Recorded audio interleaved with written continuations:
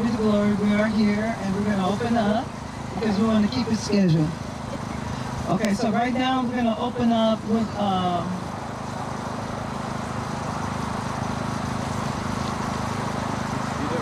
give some announcements. So if you didn't get a flyer, our biggest event that's coming up is May the 17th. And it's called Growing Mind, Body, and Spirit together at St. John Community Garden. This is one of our pride and joys because we bring in a psychiatrist to come in and talk about your mind being free in the garden, how to have good mental health in the garden. Then we have a well-renowned doctor, Dr. Priyesh Ghani, who worked with President Biden. And he's coming to talk about the body. The things that we just we planted last Saturday, he's going to talk about those things and how that helps your body. And he's going to talk about some other stuff. Then our last will be the Reverend Dr. Nathan Robertson Jr., which is my brother, who was here last Saturday. And he's going to talk about the spirit of the garden and how God made gardens. We'll have free food, music. Don, who's here, he will be our DJ. Then after that, we will have Keonis Williams, who will do a workout in the garden. For those who want to do a little exercise and stretch out, he's going to do a little workout. We'll have a lot of health vendors that will be located right here. We'll have a huge tent that's right here. And then we'll have the workout and the vendors over there, food back here. Then we'll let people walk through here and view the garden and meet with the gardeners. And if people have questions, they can ask at that time. Okay? We're going to open up with a scripture and a prayer, and then we're going to let my partner, Carolyn Gerald, to come and speak about some plants that she had brought. The scripture that we have is Isaiah 41:10. Fear ye not, for I am with thee. Be not dismayed, for I am thy God. I will strengthen thee, yea, I will help thee, yea, I will uphold thee with the right hand of my righteousness. That's Isaiah 41:10. Let us bow for prayer. Father God, we just thank you for this day. We thank you for health and strength. We thank you for the rain that you gave us on last night. The news been talking about how dry it is, and you answered, and we say thank you. Thank you for all those who came out today to learn, to understand, and to grow. We thank you for the doctor that's here, Lord God. We thank you for his traveling grace. Father, we thank you for what you've already done and what you're getting ready to do. We thank you for the bigger vision for this area. Father, our mission is to help those to grow and be sustainable, to learn more on how to take care of themselves. So we just say thank you. Thank you for one more day, one more time, one more opportunity to serve thee. In your name I do pray. Amen. Now we have Carolyn Jones. Good morning. How are you all doing? Good morning. Okay, we talked on last Saturday about growing things from seeds and things like that. So I wanted to share what I had done with seeds, or not necessarily with a seed, but with a tipping of something, a fruit or vegetable or whatever. So here, I want to share with you, this is a avocado plant, and I took the seeds, and this is what it did. So I haven't put it in dirt yet, but this is what you can do. How many of you throw away your seed? Okay, so now, if you want an avocado tree, and they are very delicate. Now here's another one. Now this is Sharon's plant here. This is the avocado. Now what she's done is she said that she just put her seed in the dirt and it grew. And she has several others that she's done that way. Now I haven't had luck with mine to put it in the dirt, but maybe I don't have patience for what, I don't know. One or the other. Yeah, one or the other. So, but this I have done. And this will be going into the dirt pretty soon. I'll be putting it in the dirt. But this is something simple that you can do. You see that I put the toothpicks in there, just to keep it above the cup, and then I just add the water and just keep water on it. So the water will dissipate if you want to, just keep water on the bottom of that seed. Okay. Also, something else you can do with the seed that's healthy. Once you take the seed out of the avocado, you can cut it up, dice it up very fine. Then eat it. It's just like a nut. And you can put it on your salad. You can put it on whatever you want to put it on. So you can do it that way as well. Okay. Another thing about the avocado seed that I read is that you can take an avocado seed, dice it up, and put alcohol on it, set it in a jar, let it sit for, a day or two, and use it as if you have a pain or whatever, you can rub it on that pain, that spot where you have the pain. So you can do that as well. So just a little tidbit about an avocado. Okay. And here is a pineapple. I've taken a pineapple just from the store, cut the head off. How many of you just throw the head away? Okay, now you see here that I have it and it's rooted. And so this can be also planted in the dirt. I had one that I planted previously before the cold, the freeze, and I didn't bring that pot inside and it froze. So they're very delicate, as well as the avocado is very delicate. So you have to, you almost have to baby those. Okay? Do you know when we can put these in the dirt? When can you put this in the dirt? This one here, I'm gonna go ahead and put it in short. As soon as you start doing this Yes. As soon as you start doing this and you have enough root base, then you can go ahead and start putting it in. You see here, that little white root right there, that's really, now it's time for me to go ahead and put it in the dirt. I tried that. Like that. Oh, you did that? Okay. Just like that. Okay. She's saying that you can just cut it off and put it in the dirt.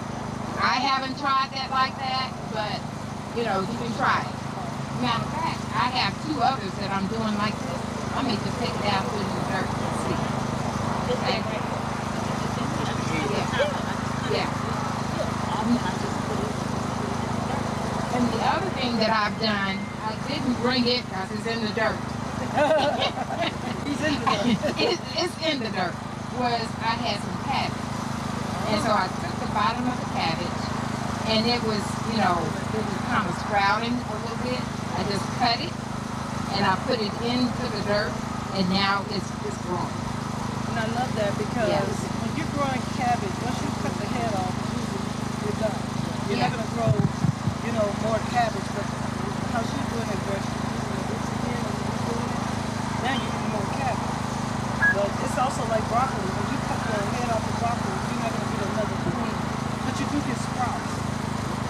And that's it right there. You can see that. That's the cabbage. Okay. Then the other thing is, this is my ginger. A lot of times you buy ginger, you get the little nuggets, little knobs on the ginger. Cut it off, and I just stuck it in the dirt. That's what's growing there. So it's a lot of things that we can repurpose or recycle that we have been throwing away for quite some time. And you can definitely reuse that. So that's all I have for you. And this is the cabbage here. If y'all want to see that, that's the cabbage that I have growing in the dirt. Here, you pass it along.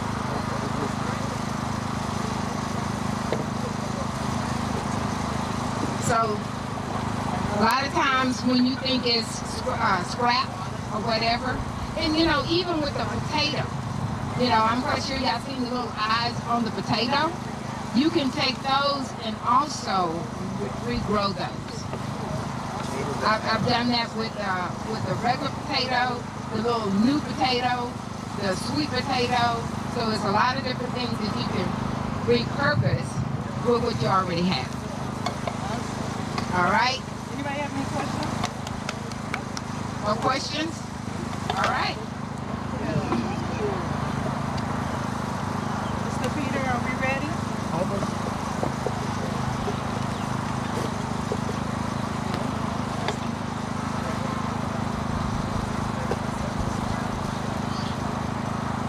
Just 1, 2. Well, Mr. Doctor, can you get up and introduce yourself? Well, good morning to start with. Good morning. Good morning. How y'all doing? Good, good. Good. So I happen to be Peter too. Okay? Peter 1 and Peter 2. Peter 1 and Peter 2. So my name is Peter Ampin. I'm a professor at Prairie View A&M University. And I'm in the College of Art. Okay, so Peter, my namesake, asked me to come and help him with this workshop this morning. Just a little bit about myself. I'm originally from Ghana, in West Africa. So I came here as a student some 20-something years ago. I went to Ghana and I'm still here. So it's a pleasure to be here. All right. In just 2 minutes, I need an outlet because we have to remote this here. So once we get the computer going, then we can start. But let me just ask some questions. So how many of you are actively gardening? Yeah, she's trying to get me. Okay, I see some hands up. Yeah. So what do you grow? What kind of gardening did you say? I said, are you doing any kind of gardening at all? Okay, so what do you grow?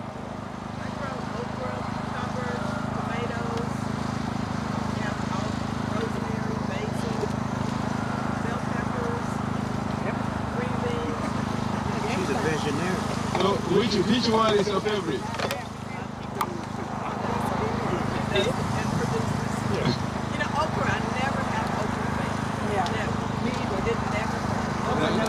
That's an easy one to grow. Okra is hard to fill with okra. Very hard.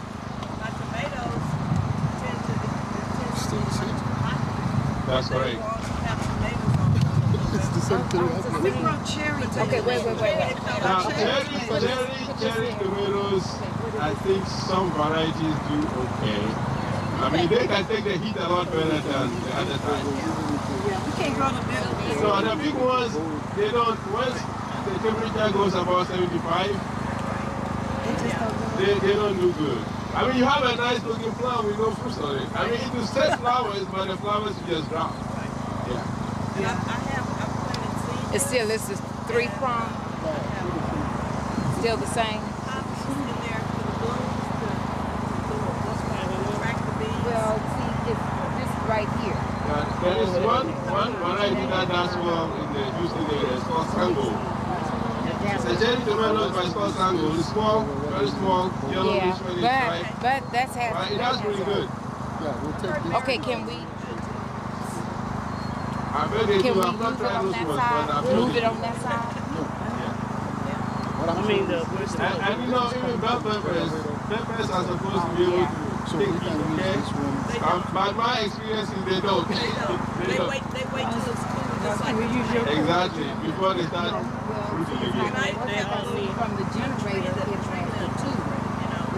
Yeah, they all have. They have. They just don't do too well with seeds.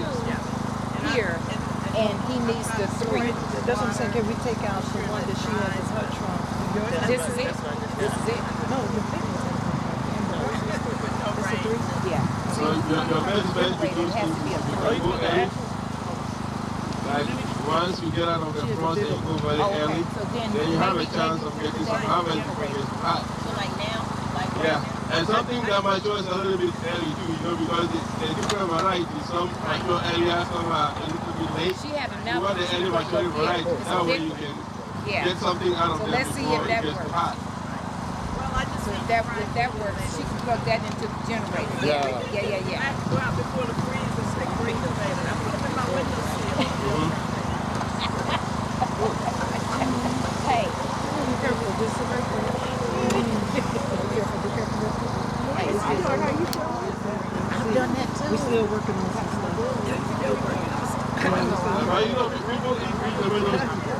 eat tomatoes yet? They eat green tomatoes, yeah. Well, the thing that we struggle with in this heat, what we try to grow in this heat is things that don't have to be pampered so hard. So that's why you're saying like the okra does well, the cherry tomato or even our squashes does well. Squash we do well, cucumbers we do well. I said that we have beetles come after there sometimes. Yeah. But we tried strawberries. No. Well, strawberries I grow strawberries, they are a little bit tricky and you have to bumper them. Now, if you want to grow strawberries, you have to plant them sometime, maybe October. Yes, and they grow through the winter, and around this time they start flowering. If you plant them, strawberries in the spring, forget it. We don't have much of a spring in Texas.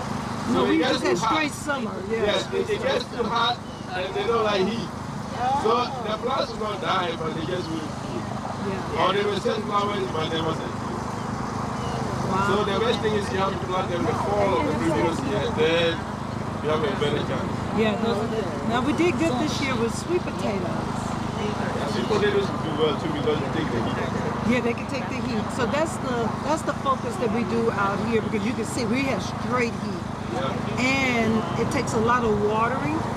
So we work with most things that, first of all, don't need a lot of babying, like your okra and stuff. Second of all, can take straight heat for at least, I think we get more 8 hours, like straight heat. 8 hours of sunlight. Now, there are different types of crops. Some, they like more daylight than others. Yeah. And so that's the other thing too. So those that don't like too much daylight, if it becomes too much, then it hurts them more. Yeah. You see, so again, you just have to pick and choose what's best. Even certain watermelons. Yes. We've learned that like the big round ones don't do good here. But Charleston Grays, the long those ones, they do perfect. better. Yes. They never failed us. So that's the other thing about growing stuff. Even though everything may be watermelon, there are some that are best suited for certain areas. So that's why we have different varieties. So you got to find a variety that works for you. The fact that somebody is growing something in North Carolina doesn't mean that it's going to work here. So you got to figure out which one works. That's right. And that's what we've been learning. Trial and error. We learned with the cucumbers that a certain kind called straight 8s blow up over here. But when we try another one, it's not so well. They turn yellow or they do some other stuff. But we do try to figure out which one works best for our climate. That's best. That's the way to do it. Try and error. Try and error. Well, it's not. Sometimes you see, like, I have studied that I've tried a whole bunch of varieties, right? And maybe out of the lot, maybe 3 went well. And then the rest, you realize, well, theoretically they are supposed to be a good fit, but sometimes it just doesn't turn out the way you think. So that's what happens. Yeah, it deals with your area. Alright. What are we doing, Mr. Peter? Yeah, almost ready. Ready? Got a nice Jalapenos. Yeah, peppers do good here. Hot peppers typically do good. Hot peppers. Bell peppers do good for us here. But it depends on if we have a good rainy season this week. The bell peppers do good here. Bell peppers generally do well. We don't get them real big. We get them about this big. Yeah, they do well if you start them early, but they can't take too much heat either. They can't take too much heat. When the heat is too much, you see they slow down. And when fall comes and the temperatures are dropping, then you see that they pick up. Okay. Yeah. Okay. At least that's my experience in the Houston area. So. Y'all got more water in the air than we do over here. But sometimes too much water is so bad because crops just can only take a certain amount of water. Yeah. When it gets too much, then it's not helpful. It's not helpful. Yeah, the rocks. It's good? Okay. Can you see? Pretty good. Maybe you need to our best. We'll do our best. Yeah, we'll do our best. You go to the next slide. So, today what we are going to talk about is I know the whole thing is about soil testing, right? But then Peter wanted me to relate that to soil health. So soil health is just about how healthy is your soil. So we call soil dead, so we may not think that it needs to be healthy, right? But the soil is full of all sorts of stuff, living organisms, you know, decomposing material, and so all those things come together to make the soil either healthy or not healthy, depending on what is in it. Okay? So we are going to tie that. So we are going to look at the factors that affect soil health. What are the benefits of soil health? Then we're going to talk about soil testing. Okay? And then we look at why is it important. And then some very basic things that you yourself could get a cheap probe and test for yourself, right? And then it's not just testing, you test for a reason. Why do you have to test it? What does it mean? Why is it important? And we'll touch on some of those things. And then we'll get our hands dirty a little bit. You know? Okay, so when you talk about soil health, there are two definitions that I put up here, but I like the second one. It's the continued capacity of the soil to function as a vital living ecosystem. Right? Vital living ecosystem that is able to sustain plant growth. Because your soil is no good if you cannot sustain plant growth, right? You are growing for a reason. You grow so that you can harvest something. If you put crops in there and you get nothing out of it, you just waste of your time, right? Okay, so anytime you talk about soil health, you are talking about the ability of the soil to function in the way it's supposed to be to support plant growth. Any questions? Oh, I'll get a little bit. I'm sorry. Okay, so when you look at what are the indicators of soil health, of course, there are three. But one is the physical properties, and then chemical properties, and then biological properties. So let's take the physical properties first. First is the soil structure. If you take any soil, the soil is made up of particles. Normally there are three: sand, silt, and clay. But those particles are normally arranged as what we call soil pores or structure, right?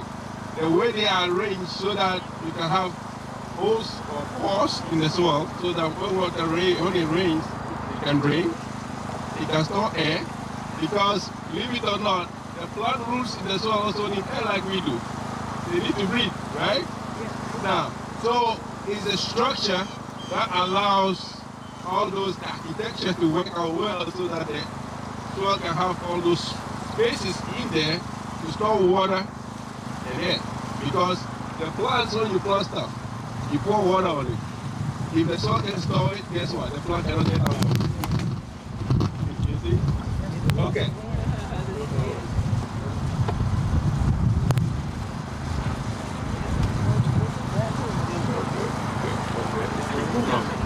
It's going on. Okay. So the ponds are good for holding water, allowing the water to drain. Okay. So those are key things. You have to hold the water, you have to allow excess to go away, and you have to have enough air there. Okay, that's what we call good aeration. Because if the soil is not well aerated, then plants will not do well. Now, when it comes to the chemical properties, we're talking about pH. In a very basic way, how sour or sweet is it? I mean, that's the best way I could put it, right? All right, and then what are the nutrients? Because plants also need food. If you put them in there, you give them no food, they will not do well. They are just like us. They get hungry, right? And when they're hungry, they're not going to give you a good yield. And if you have any organic matter, carbon is the best thing because it helps with so many things. It builds the soil structure, it helps with water retention, and so forth. Okay? And then, no harmful chemicals. Because some of the chemicals that we put in the soil, you know what they do? They affect what we call the beneficial organisms. The ones that help break down stuff, the ones that help do so many things to make our plants grow well. So if you have bad chemicals in the soil, guess what is going to happen? Not good. Okay? And then, when you talk about the biological properties, it's the microorganisms and the diversity of the microorganisms. The more microorganisms you have, the better.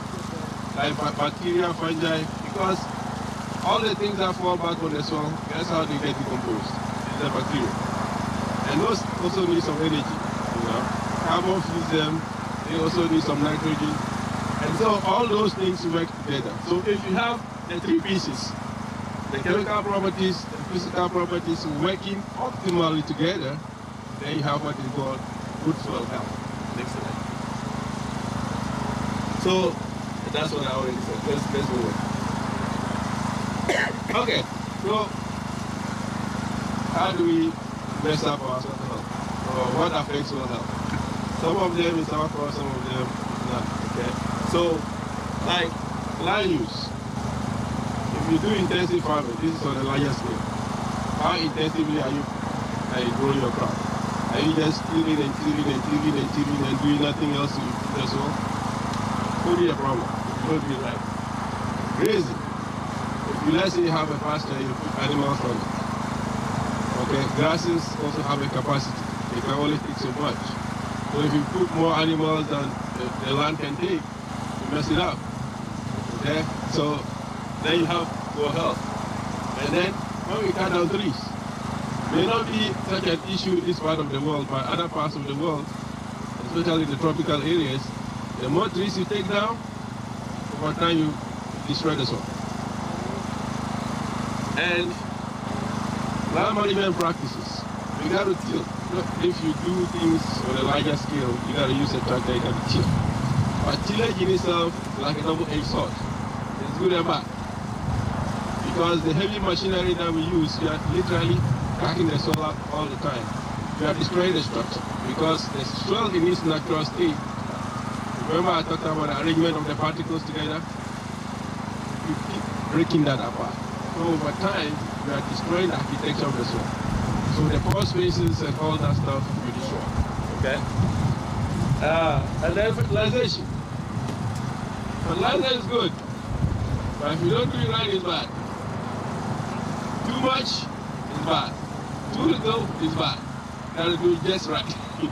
You know, so, and then irrigation. Irrigation is good, but it depends on how you do it and the kind of water that you use to do it. As I said earlier on, most plants don't like too much water, except things like rice. If you're not growing rice, it means you just have to irrigate just right. Because if you don't irrigate just right, you put too much water in the soil, the pore space in the soil is shared by air and water. So if you have too much water, you drive all the air out. So it means your plants are just suffocating, no air to breathe. Right? You don't want to do that. Now, under some circumstances though, if you have, let's say, a soil that is salty, too much salt in the soil, and you put a lot of water, sometimes it washes the soil beneath what we call the root zone. That is where the plants have their roots. In that case, it's a good thing. But only good when you have salt conditions in the soil. And then cover crops are always a good thing. One of the things is if you do gardening like this, maybe not so much of an issue, but if you do things in the open field, you always want the soil covered. Because covering is good. Why? It reduces erosion. And not only that, it adds organic matter to the soil, which in the long term works better for the soil. Now, this is my mother nature here. Climate, we can't do too much. If you are in Austin, you get whatever Austin has to offer, right? You can't change that. So that's mother nature right there.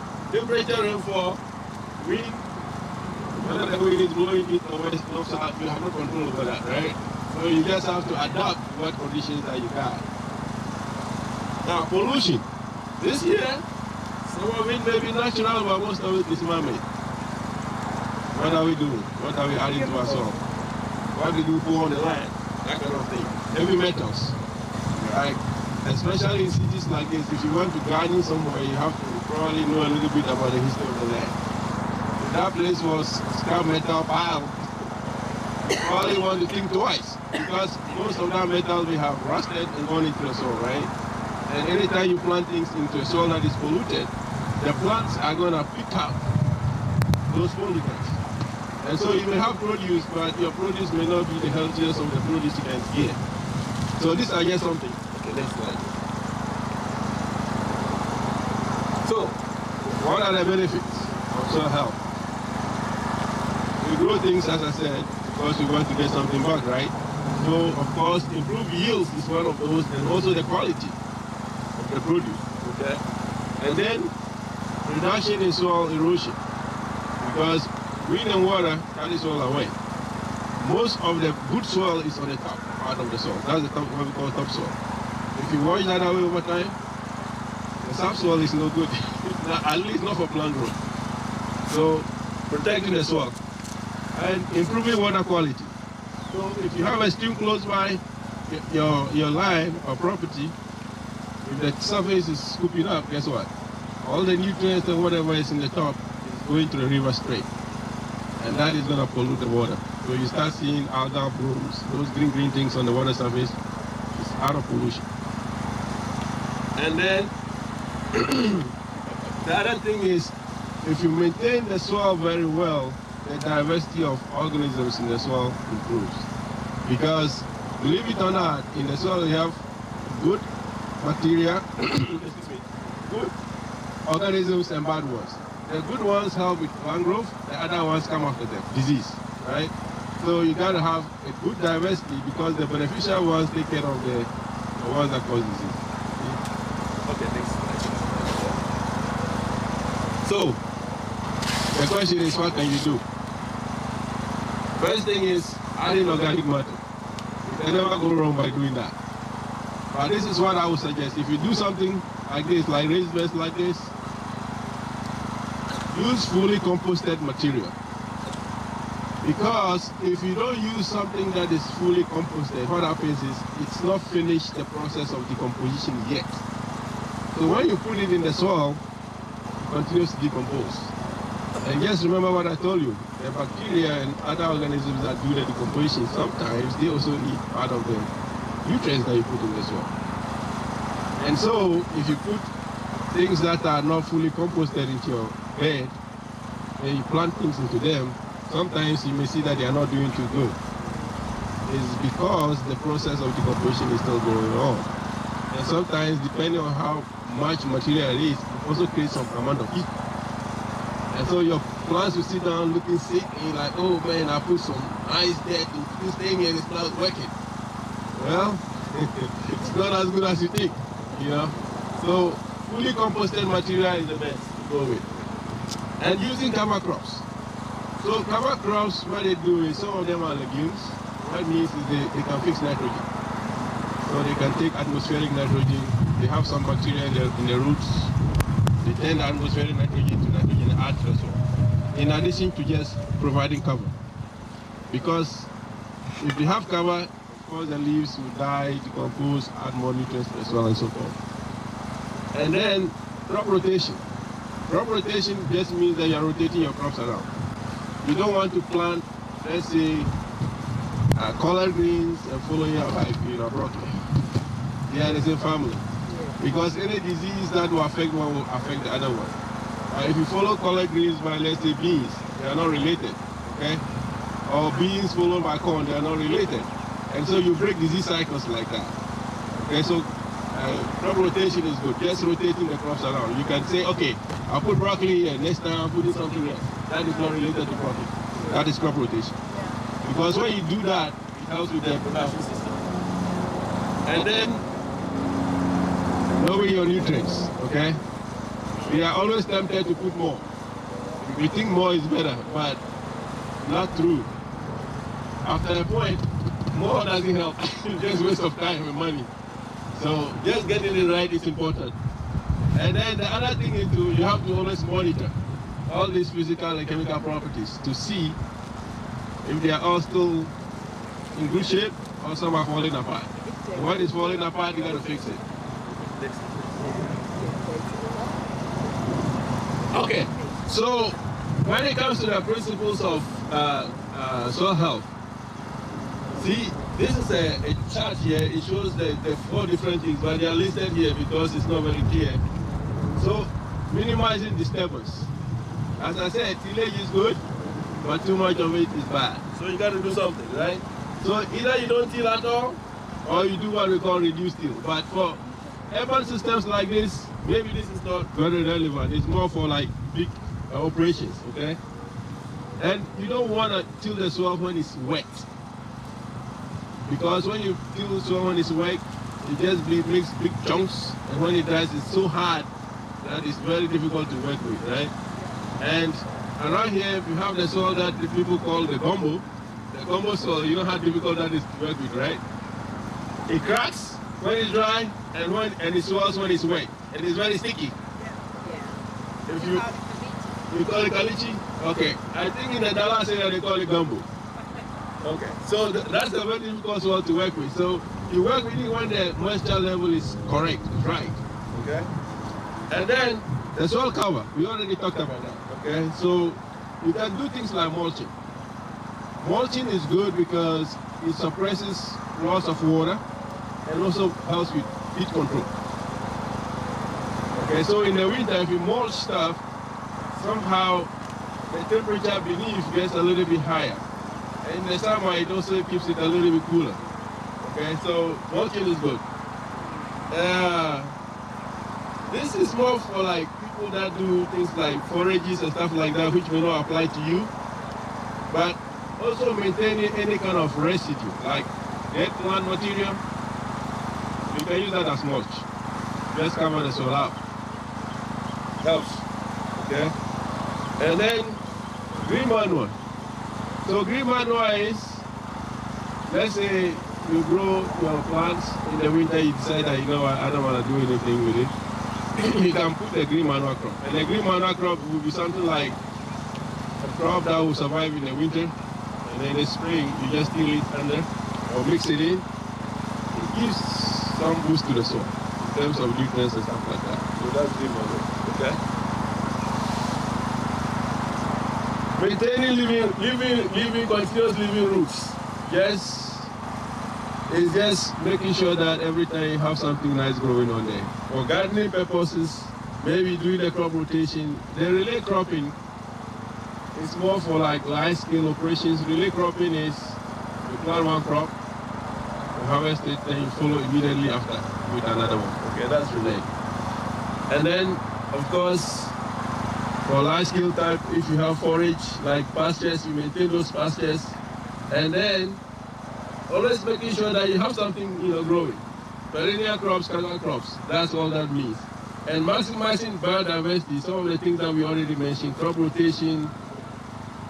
There's also something called rotational grazing. So, like I said, if you have a large plot and you have animals, instead of packing all of them in one small area, you can do it such a way that you separate the land into pieces and move them around. You stay here a little bit, move to the next place, move. That way you reduce the pressure on just one location. That's rotational grazing. Okay. And then, of course, you can have things for pollinators. Because things that are fruiting, if you plant things that attract pollinators, they can come in there and help with the, pollination of your stuff. And then organic fertilizers. Those are mainly, right? Compost, all the manures composted. Those help. You got a hand up? Question? No. Okay. And then, of course, cover crops. Agroforestry is, well, you can do agroforestry in an urban area. Agroforestry is you combine, let's say, fruit trees and vegetables, for instance. That's agroforestry, right? Or you have maybe a little orchard and you throw in chickens, for instance. That's also agroforestry. So stuff like that. This is more broader for like large-scale operations, but just wanted to talk about them a little bit. Next slide, please. Okay, so now let's talk about soil testing. Next slide. So what is soil testing all about? The basic knowledge you want to get out of soil testing is, okay, what is in my soil? Yeah. That's all, right? Are the nutrient levels okay? Is the pH okay? Is the EC okay? What do I need to do if they're not okay? Add to them. Okay, so that's what it's all about. And if you know it, it helps you plan your garden, right? Or your operation, because you know that, okay, maybe I don't have enough nitrogen. Yeah. Okay, so I need to put in some more nitrogen. But if you don't know, then you're just adding stuff. Yeah, which is not a good idea. And okay, I already said that. So next one, please. Okay, I think I already covered this one too. It remains what you need to know. Okay, you have to know before you can plan what to add. Okay, and it's also a financial decision. Because as I said, if you don't need the nutrients and you keep buying fertilizer, it's just like wasting money, right? You don't need it. And also, it helps you to figure out, okay, if I added a fertilizer, did my crops do any better? If they did not do any better, maybe you didn't add the right times, or there's something else going on there. And the other thing too is the fertility trends, right? Because if you grow a crop and you put more fertilizer on your land than is needed, and the crop doesn't take all of it, over time the fertility level in your plot goes up, it doesn't come down. On the flip side, if your crop is taking more than you are adding, the fertility drops over time.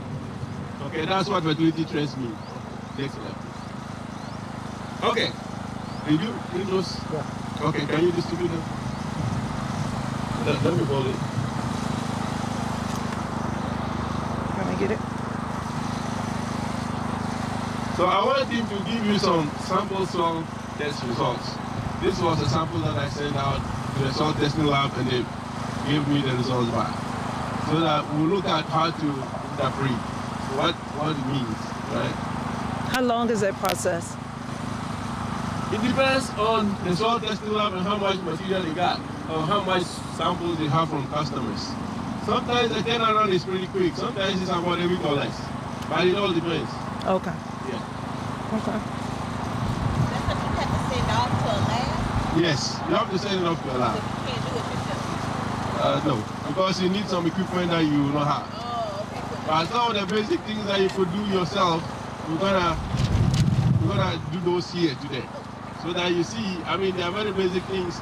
It may not be as accurate, but it will give you a decent idea what it looks like. Or what This is a people with big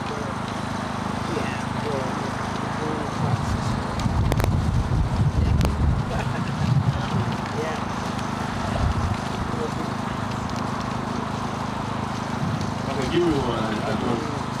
The one I'm showing is not the same one. Okay. So if you look at this, there are a few things that you are going to see. It's going to tell you that this came from Texas A&M Agri-Life Extension. That's the soil testing lab. Okay. It's going to tell you who sent it. That's me. It gives my address. It tells you the county. Instead of Walla, they put Walker. I'm not sure why, but anyway. So if you look at the results, you see the first thing at the top. This is what pH, right? And the next one is conductivity. Okay. So conductivity, in a way, indirectly tells you the salt levels in the soil. It's just this ability. Conductivity itself is the ability of the soil solution to take an electrical current, but that comes as a result of the materials in the soil solution, right? And so that's what that gives you. Now, and then it tells you about the next thing you see is nitrate in, and then phosphorus, potassium, calcium, magnesium, and so forth, right? Now, the bars, you see these long bars over here? That tells you the levels, okay? So, you see they put a CL, I don't know whether you see it. You see CL over here? Okay, so that is the optimum amount that you need. Anything that is lower than the optimum means that you need to add more. Does that make sense? Yeah. Okay. And so, if, like here, you see these two compounds, they are at the critical level, it means they are good enough. Any addition doesn't help. Oh. The only ones you need to add are the ones that are below, this, that, and that. It's not the same report, but that's the way you interpret it, okay? And if you need any lime, like your pH is low, the way you raise the pH is to add lime. Lime. Yeah, you can find this in Tractor Supply, Home Depot, Lowe's and stuff like that. So you add lime? Lime, that will bring up the pH. Because most plants, they do well, they like their slightly acidic pH. Maybe between, depending on the plant, maybe 5.5 to about 7.3, then about. Okay? Now, there are some plants like blueberries that like acidic soils. But most plants don't like acidic soils.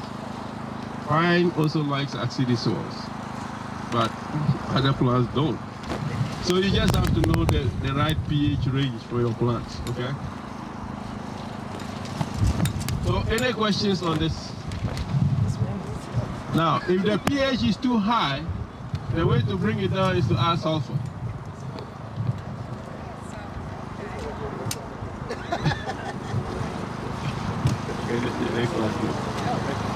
Yes. So if you added stuff, how long after would you test it to see if it made a difference? Normally about a year. About a year. Yes, because when you add lime to soil, it takes a while before it works its way through the soil. Yeah, before the neutralization occurs. So you want to wait at least 1 year. Yes.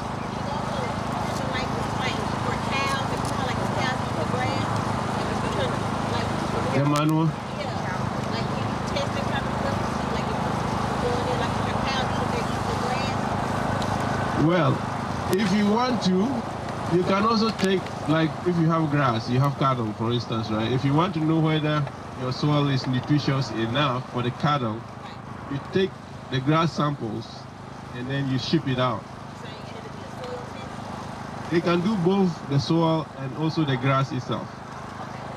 Because the grasses are getting the nutrients from the soil, right?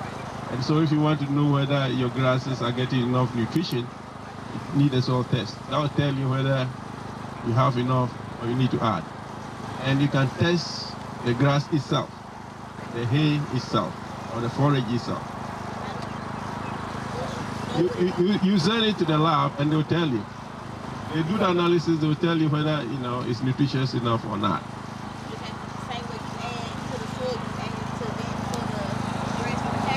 Yes, because the whole soil testing is to tell you what you need to add. And if they tell you what to add, you add it, and then you can take the material, the plant material also, and they'll tell you whether the nutritional level is good enough. Now, let me ask you something, like, based on what you said with the cow, Manual? now, what will that add to the soil? It will add nutrients, because remember, as the plants, when animals eat plants, right, of course they are going to take some of the nutrient out, but some of it is also going to be released, right? So the cow manure itself has a lot of organic material in it. The organic material itself is good for the soil, and any nutrients that comes with it also is good for the soil. But what I told you is, if you're going to use it, make sure it's fully composted, because plants do not use anything in the organic form. It's got to be broken down. So if you look at the sheet that you were given, it says nitrate N. Nitrate N is not the organic form. It's not the element N. It has to be, plants use nitrogen in two forms: nitrate N or ammonium N. Those are the only two forms in which plants can use nitrogen. So you have to make sure that it's fully composted, number one, and two, when you add it, it's gonna be a little bit before you start seeing the action. It's not gonna be like Miracle Grow. Miracle Grow, immediately you pour it on stuff, you start seeing the effect. Cow manure is gonna first have to release the nitrogen in the form plants can use before you will see it. Does that make sense? So if you plant stuff and we all apply Miracle Grow, cow manure the same day, gonna see the Miracle Grow is gonna take off first. The cow manure will finally come, but it's gonna be slower. That's because the nutrients have to be released first. Does that answer your question? Chicken's the same way, right? Same way. If you want pasture raised, yes, you can leave them in the pasture. But if you want to make sure that maybe the grass has the nutritional content that you need, you have to send a sample out for analysis, yes. Okay, so this was what I was saying. So this is showing your nutrient levels. This is the critical level over there. See the critical level? That is the optimal. Beyond this, if you add any nutrients, you see that the curve stays flat. So if you have any low nutrients, you add your yield keeps going down, you hit the critical level. Beyond that, it stays flat. So no need. You're just wasting money. And the other thing too is this. If you look at it, this crop yield, okay? So when the fertilization is low and you add fertilizer, guess what? Your yield goes up. But when the nutrient is from very medium to very high, it has the opposite effect. So it's no good to be adding too much nutrient if you don't need it. You don't need it, you don't need it.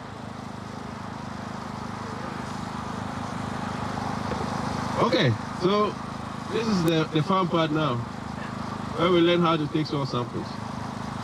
It's really very easy. It's not really hard. So first you need what to sample with. You need some kind of tool, okay? And then the next thing, you need some bags. You can use Ziploc bags like you did over there, and you can use a hand trowel. I have some tools in there, but those are the ones that we typically use when we do scientific work. But in the garden, you don't really have to. And so you need a hand trowel. You just take it 0 to 6 inches. That's what you take, okay? And then the next thing is you have to determine the kind of analysis that you need. Did you bring the other paper, please? So the soil testing lab normally have a range of analysis that they do. And when you take your sample, you have to fill that form and you have to tell them which one that you need. The routine one is the cheapest. Any additional you need, you know, of course it has to the cost because they have to do more analysis. Did you give me that? Do they have it? Yeah. Okay.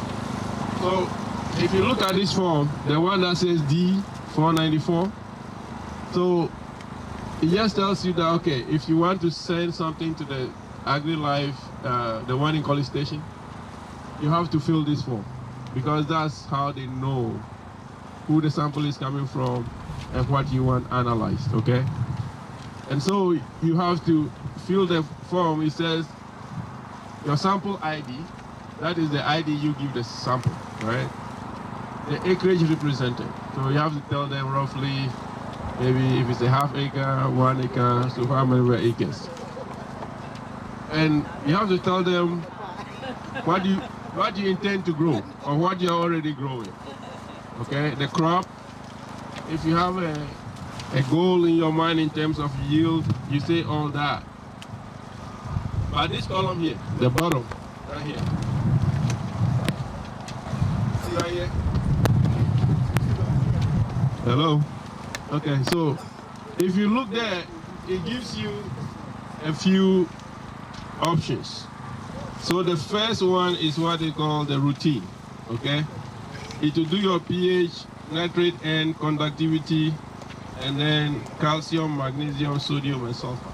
That's the sample that I gave you. That's the routine.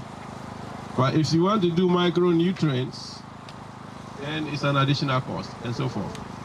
So micronutrients, they are like vitamins for us.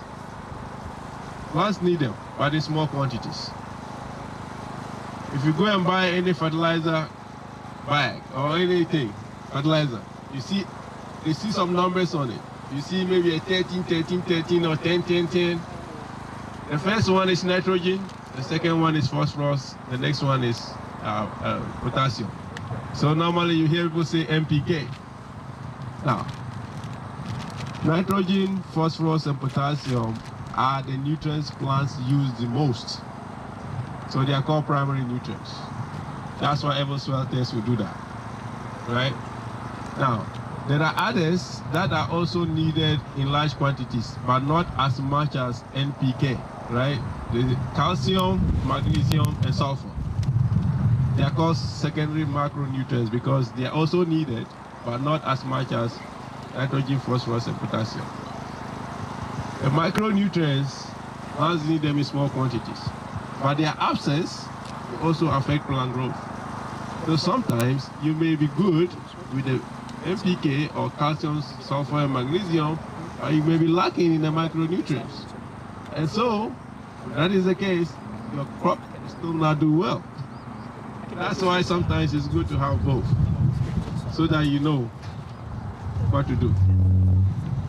Epsom salt will give you magnesium, yes. So, if we do this, we use augers or what we call a soil tube. And I brought a soil tube, you look at it. Right, you could literally take soil samples with a hand trowel or even a shovel.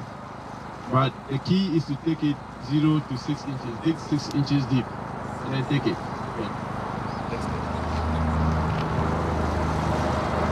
Okay, if you have a large area, you want to section, zone the place out. Okay, if you put them in zones, then you take soil samples from each section, maybe 10 to 15 samples. Because, believe it or not, the nutrients distribution in this lot is not the same. Some areas are going to have higher levels than others. So when you take soil samples, you want to zigzag around the place. So you take 10 to 50 samples, put it in a bowl or a container, mix it all up, and then you take from that. The reason why you do that is you want to capture the variability around the area. Does that make sense? Okay.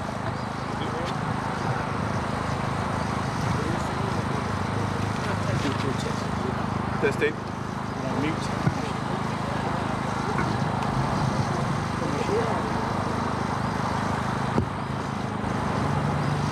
2, testing 1, 2. Okay. So in this picture here, right? It doesn't seem like it's working. Is it working? Yeah.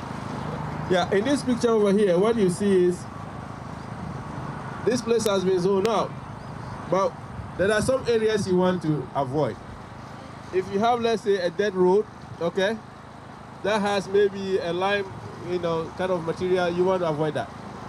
And places where animals feed, like the animal feeding spots, you want to avoid that if you have, let's say, a pasture or something. Because the reason being that the material is falling from the food is around that area, so the nutrient level there is going to be very high.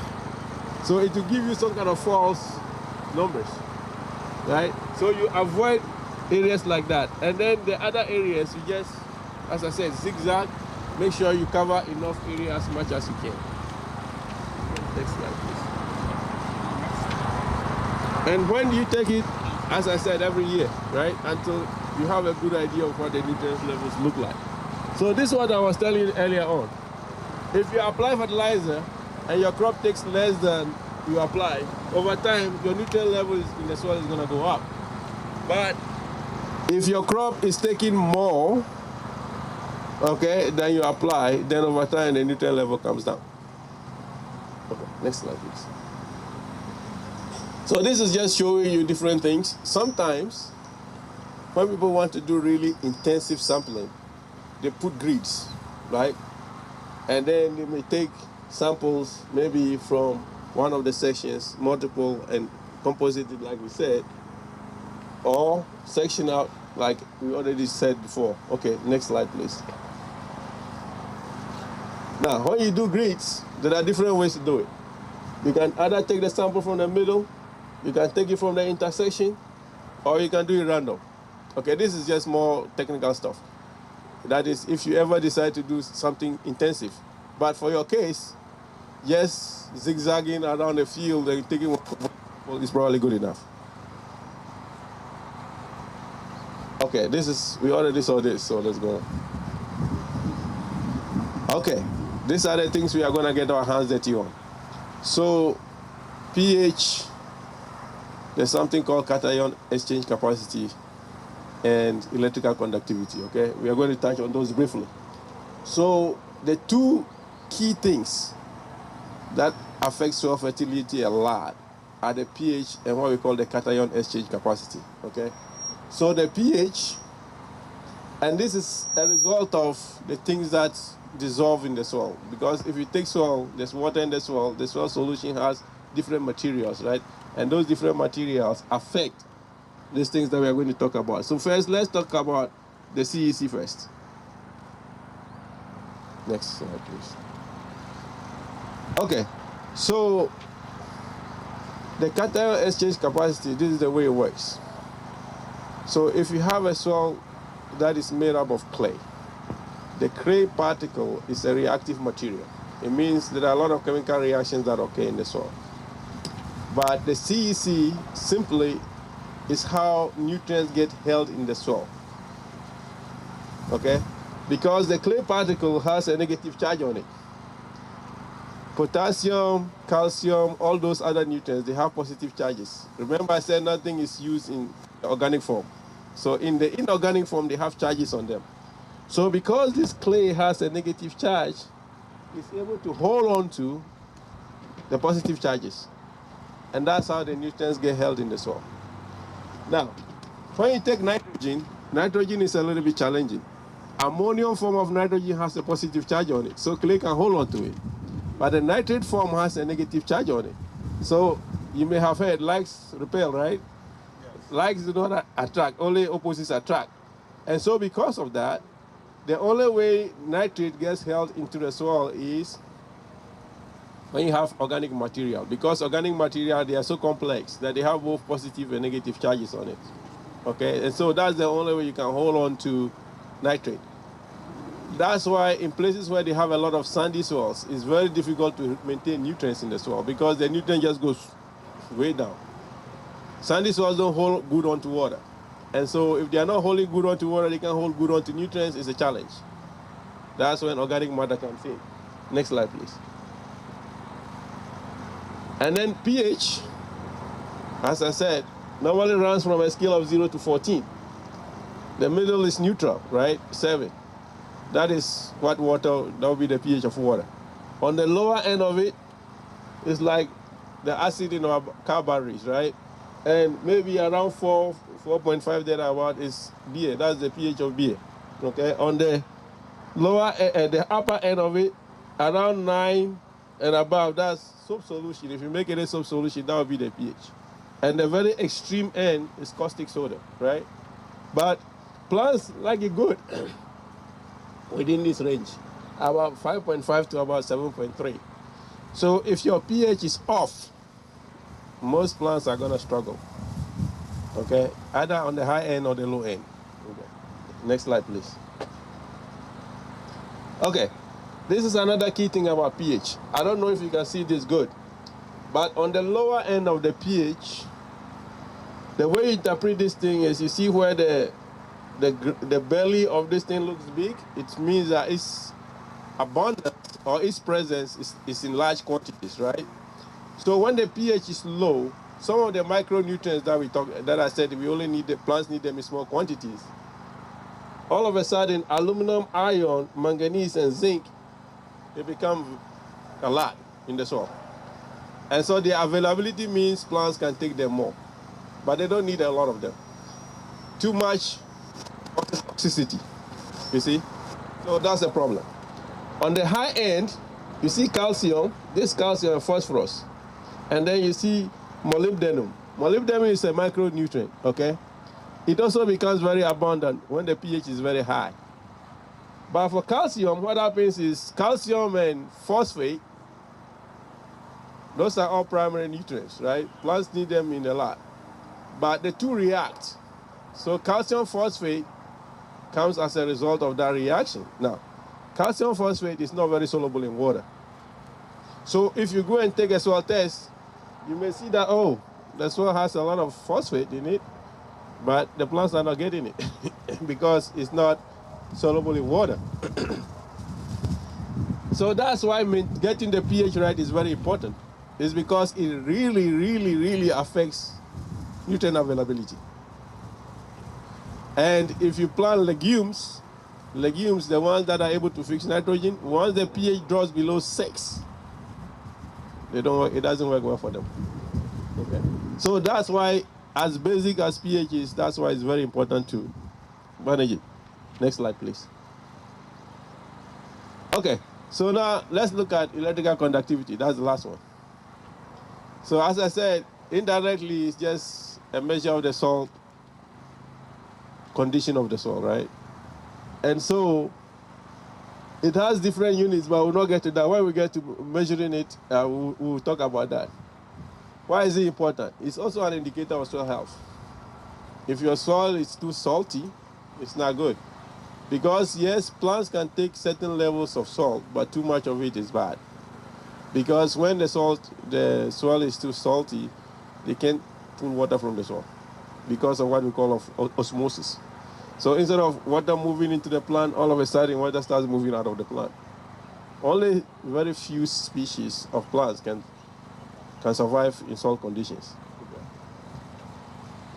Next slide, please. Oh, okay.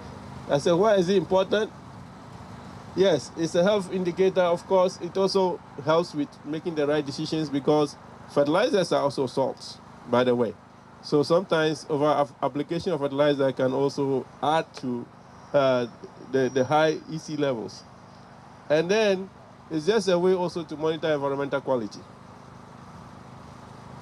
If you are doing something not right, of course, something is not going to act right. Okay, so next slide, please. So what affects it? Saltiness. If you, let's say there are some places, their groundwater, they water with groundwater, but the groundwater is very high in salt.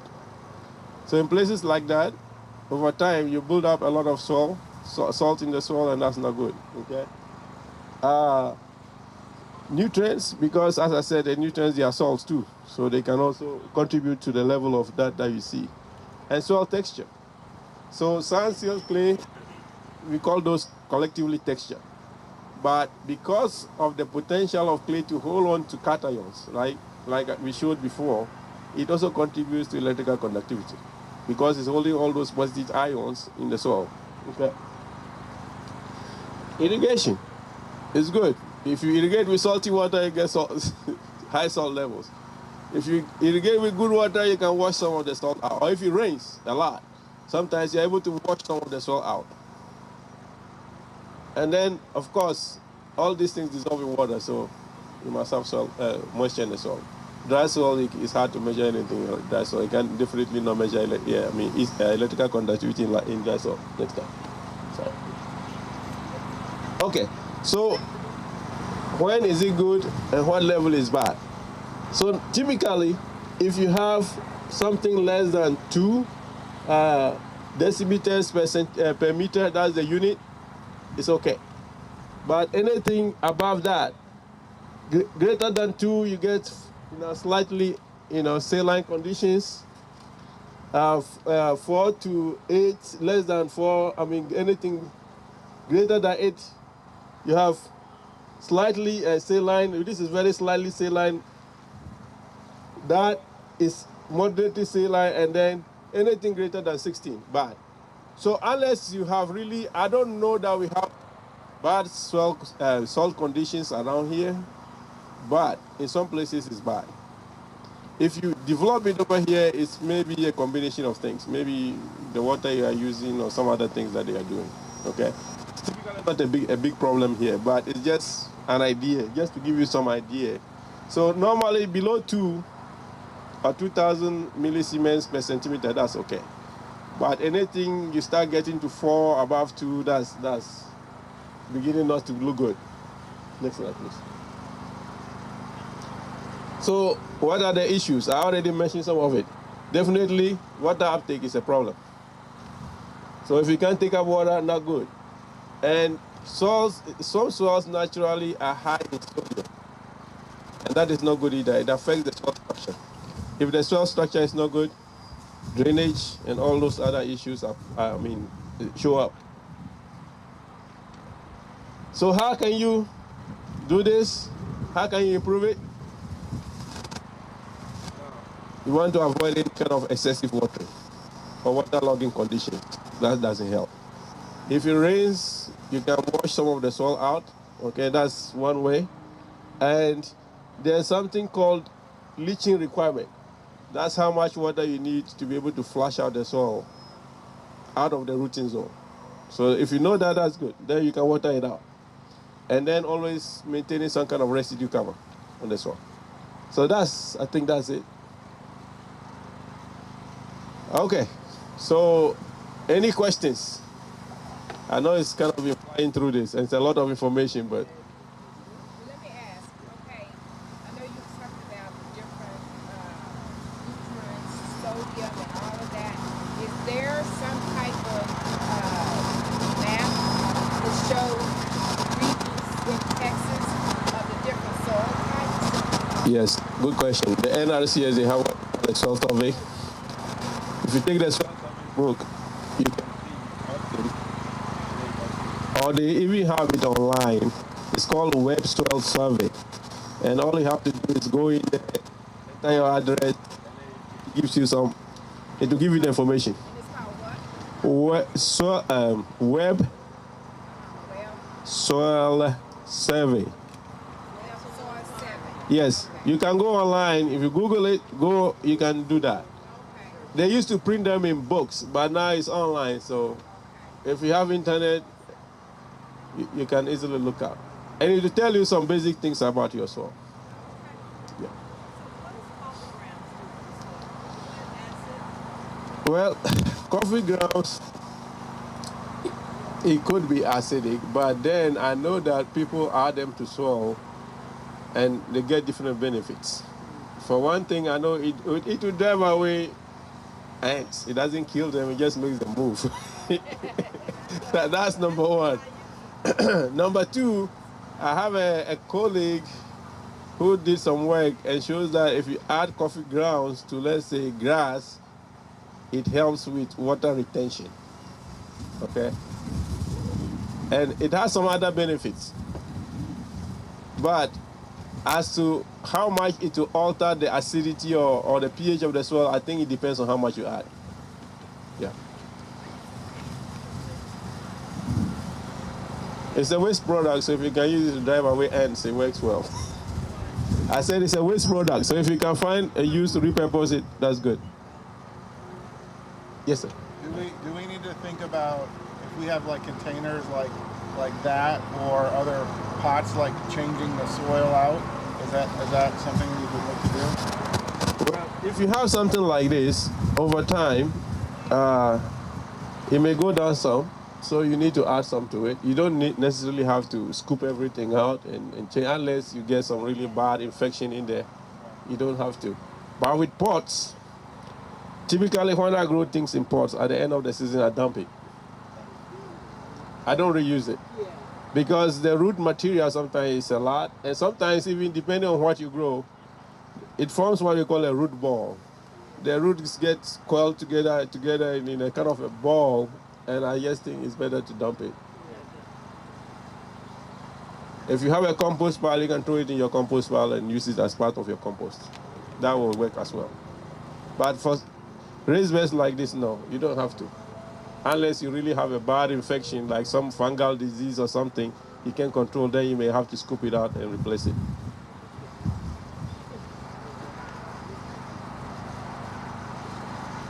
Any other questions?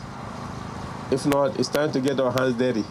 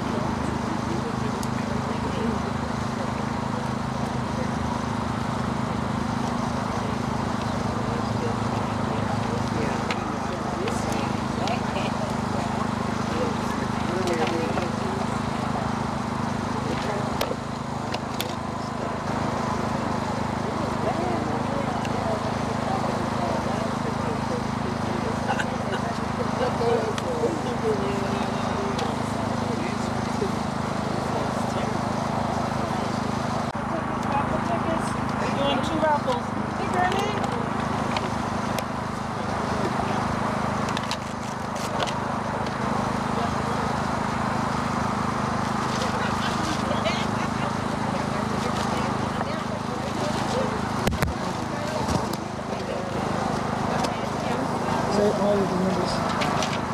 Yeah. Go ahead. 0, 4, 3.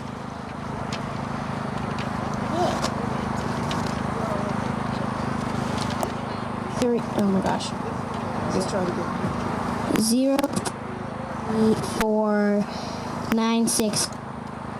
0, 4, 3, 4, 9, 6, 4. Auntie, you want a scale or blood pressure? Scale or blood pressure? Scale or blood pressure machine? No, that's the other one. That's the big one. Okay, pull another one. Let me see. Yeah, there it is.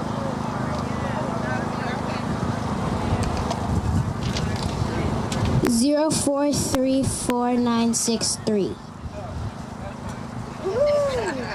Blood pressure or tablet?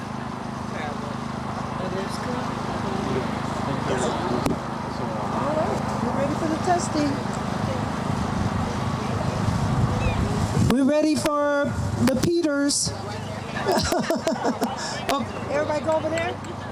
Okay, everybody go over that way. They're going to do a testing. There you go. Mr. Dunn? Where Mr. Dunn? Do I take the mic over there? Okay. Testing, testing, testing, testing, testing, testing, testing, testing.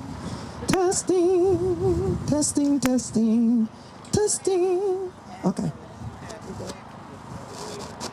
So I have one here.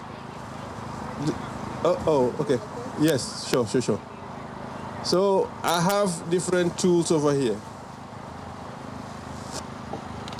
One is the swell tube that I mentioned in the presentation, right? This is what it looks like. And so you see it has a little tip, and then this opening here that you can see, right? And so you just push it into the soil. It could take all the way to the end of the opening, but then you can use a ruler like this to take off just 6 inches, because all the way up is almost like 13 inches, right? So you only want 6 inches if you use something like this, if you use a tube. So how do you do it? I'm gonna demonstrate. Please hold it. So you push it all the way. You see, I can't even get it to go. It means the swell is so hard. can't even put. It's not even making any movement. Let's see somewhere here.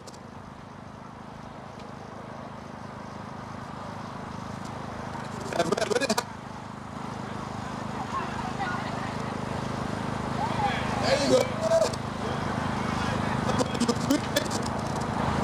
And then you pull it out. Don't twist it. Okay, so.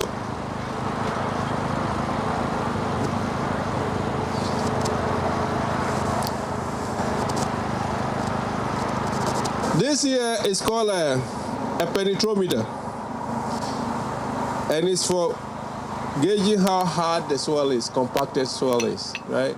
So if you push it down, it gives you the reading in PSI. So the pressure you take to move through the soil tells you how good or, how loose or compacted it is, right? So now, if I push this with my one hand, you see, it's gone all the way down. It's still in the green zone. So this soil is very loose. And that's what we want. Okay. I promise you here, I'm not going to this thing to even go 1 inch, but we'll try. Okay. So it means it's not too bad. The surface is dry, but it looks like beneath it is okay because it's still in the green zone. Okay, so the surface is hard, but beneath is good. Yeah, so it's not too bad. And it has markings on it. It just tells you how deep. It's about 1 inch or so apart. 2 inches. 2 inches. Yeah. So let's try another place. So it's not too bad. Yeah, but this one, you see, it goes into the red range. So that part was good. But you see that it's going to the red range over here. It's yellow, yellow, red. So this place is a little bit harder than over there. But again, this is the way you gauge compaction, indirect measure of compaction in your soil. Okay? Now, this is another tool. What is the compaction? How compacted your soil is. This is another sampler, soil sampler. This one, it takes more soil samples. Okay, so that's why, because if do several, which one? Yeah. You have to take several. But this one here, because it's big, you take more soil samples at one time. So we are gonna try. I don't know if it's gonna work, but we'll try.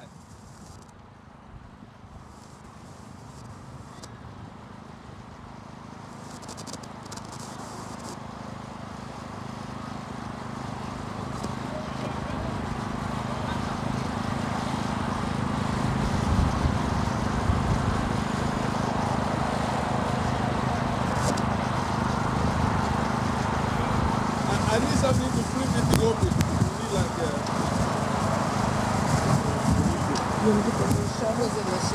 okay, there we go.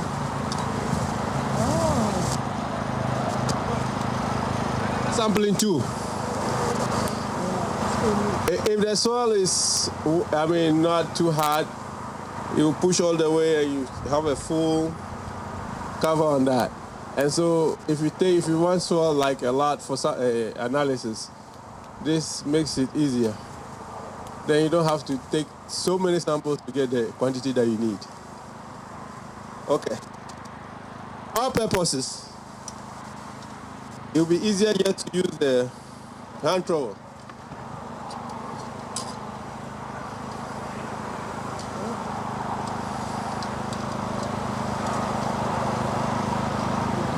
Yeah. So some of these trowels, they mark the edges, they put.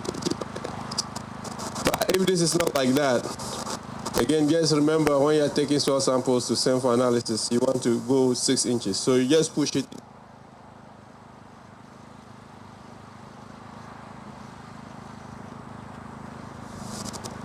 So something like that, and you take it all across, zigzag across the field, put it in a Ziploc, put an ID on it, fill the form, and ship it out.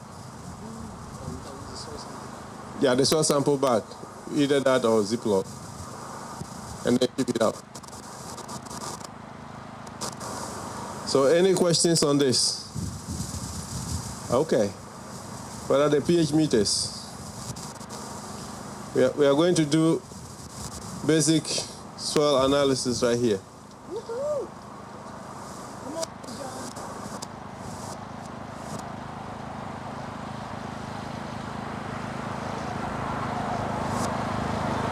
Material on the other side. So add about, yeah. We are trying to feel the texture.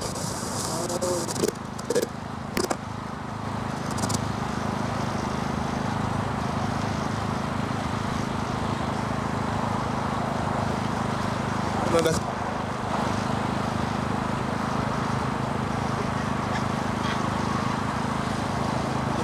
So yeah. Okay.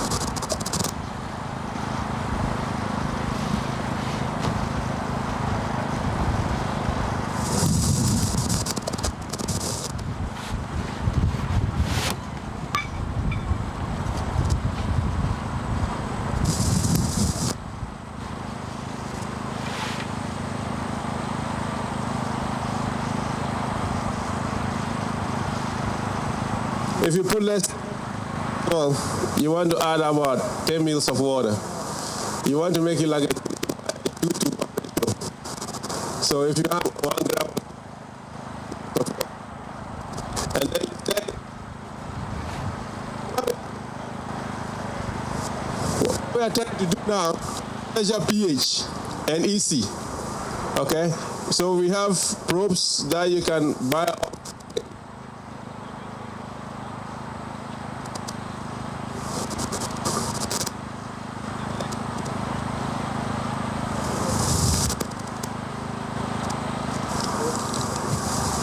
Okay, stay.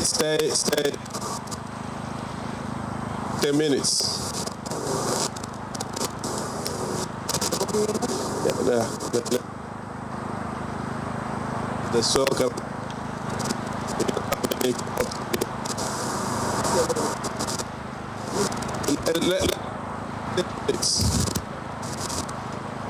because you want the soil to dissolve, and you want whatever salt you need to diffuse into the water before you.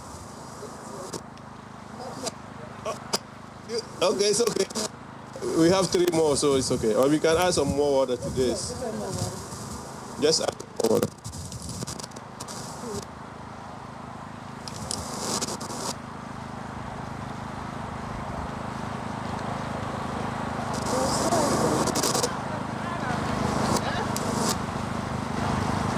So you see, this is the pH meter. You see that it says pH on it, the yellow one? And it's 10 on, so when it's 10 on,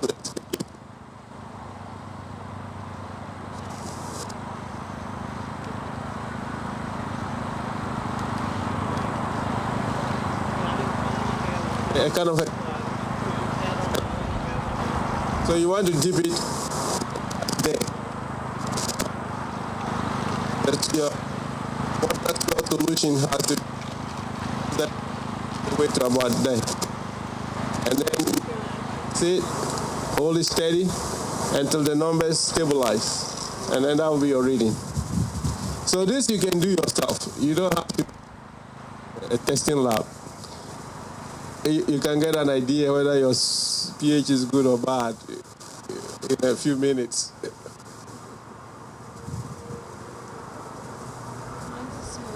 Yours is smooth. Let's try it.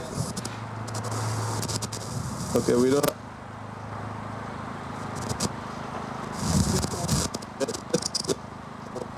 A little bit more.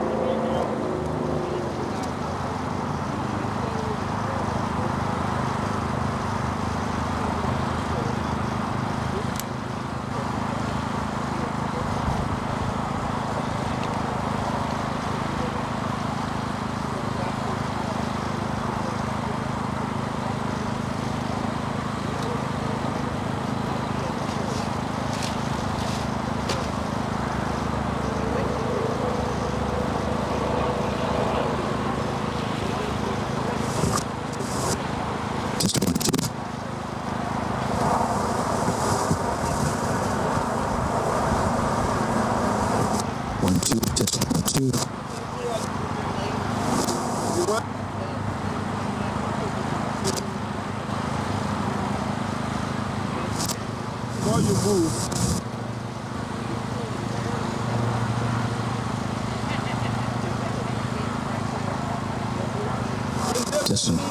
above 8.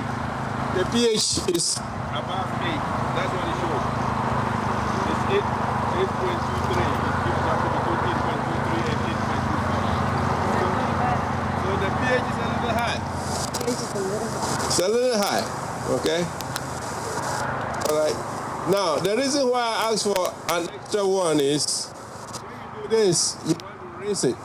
You want to just dip it into water and rinse it before you measure another one. That's the reason.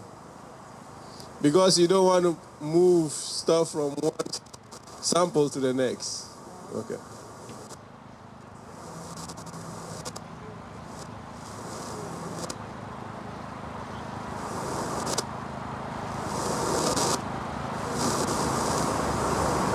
So what I will just do is, I will just tap it in there Okay, to clean it. Then so let's try another.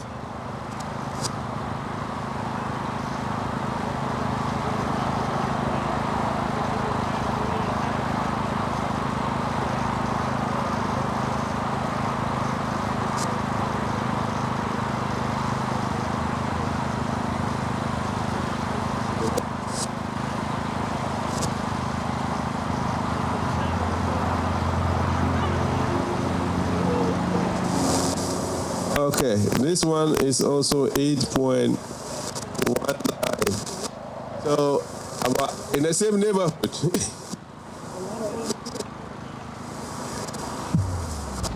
Best 0.5 and 7.3. Okay. Doesn't mean that it will not grow stuff, but some things may not do the best. You ask for to the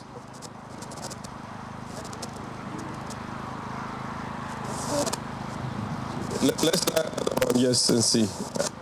It's gonna be this.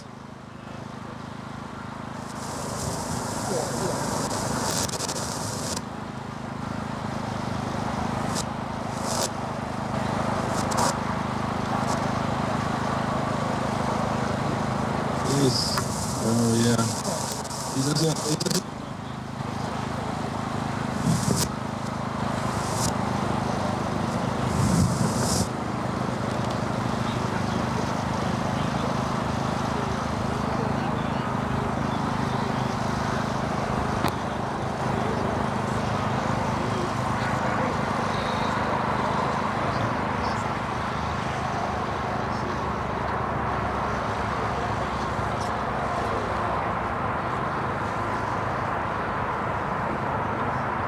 This 7.97, now it's 8, so it's also above 8.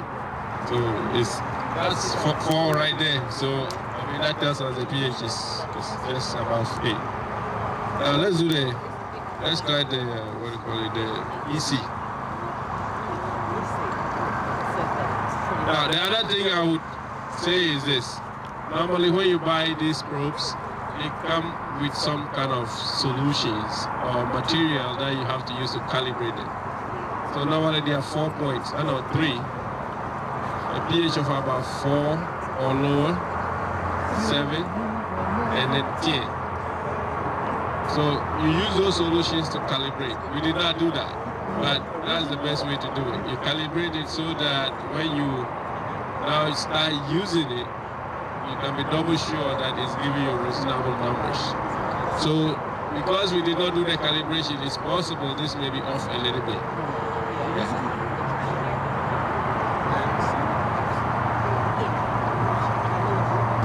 And same thing with the EC meter. Normally, it also comes with a calibration solution. You got to calibrate it, okay? But because we don't have it, we're just gonna. This is just a way to demonstrate. So it's the same design. You see that it has some probes in there? That's what does the measurement, okay? So now we're just gonna dip it in here and see.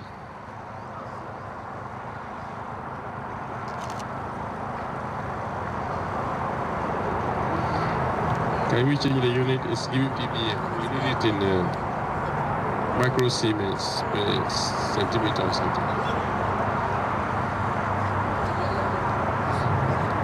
Yes, let's use it. Change that, let's use it.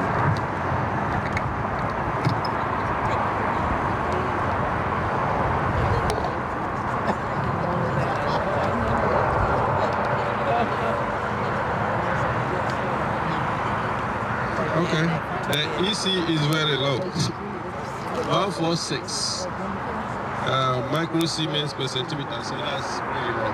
Very, very low. Yes. The electrical conductivity means the salt. It's an indication of salt levels in the soil. Indirect way, yeah. So it's very low. Yeah. No, you don't need anything. It's good. It's good. It's good. Yeah, going with salt. Yes. It's an indirect way to gauge the salt levels in the soil, but that is very low, so it's good. Yeah, it's same thing, 146. Low, very low. Very low. We're good. Y'all getting the A+.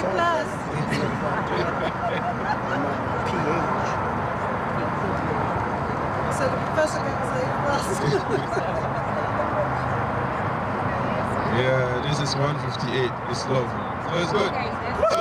So the easy is very good. Really, really good. The last one? But I'm sure it will, because three is the same soil, so yeah, this 138. Very low.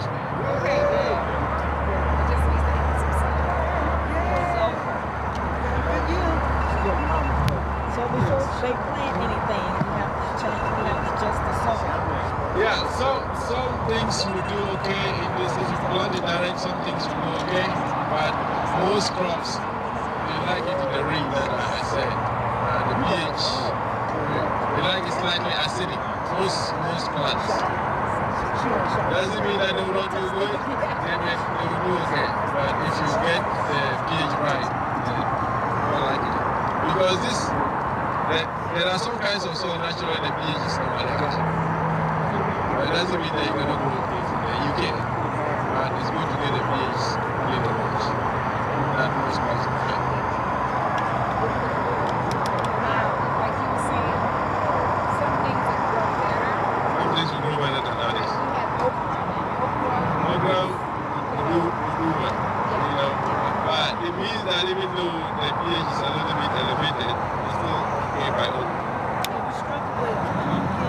So that tells you that the pH was outside the range, the preferred range.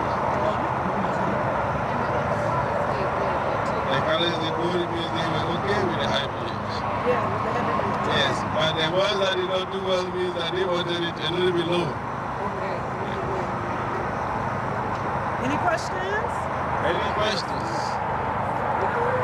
What's pH for Pardon me? Most, as I said, most plants prefer slightly acidic, lower pH, maybe 6.5, 6.8 thereabout. So does a lot of it depend on the atmosphere, like the rain? Like we got rain last with pellets. Well, the thing is this, unless you live in an area that you get acid rain, the atmosphere may not be such an immediate contributor. Maybe over a long duration of time, yes. But that is if you have a lot of things in the atmosphere that when they wash down, they will either lower or raise the pH. But I'm not sure we have that issue around here. So we don't have much issues with atmospheric pollution. But in some places they have acid rains. So the rain when it falls is acidic. And acid rain that falls with a very low pH. And so when you have acid rains in an area, yes, it could potentially affect the pH. Oh, you can hear me? Okay. Yeah, we can hear you. Yeah, so what I was saying is if you have acid rain, potentially it could raise, lower the pH of an area. But I'm not sure we have those issues over here. You see what I mean? So some things are naturally inherent with the type of soil you have. Because soil, depending on how it formed and where it formed from, the pH can either be high or low. Yes, human interventions can also influence the pH, but normally a rain overnight will not be able to raise the pH. No. It's something that has been there like that for a while.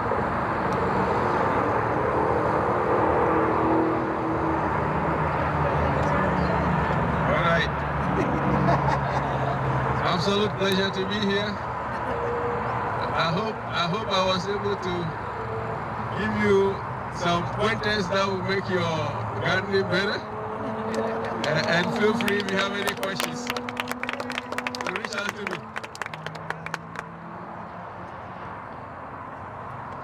Thank you, Dr. Peter. So next week we're going to be having our professor from PV, and he's going to be doing the same thing great. The weather is friendly. Next week Saturday, same time, 9 to 11. We'll do some presentation for us before we do the hands-on planting some crops. I don't know the crop this coming week, but we'll all know on Saturday. I want to thank you all for coming. Thank you, for this informative section.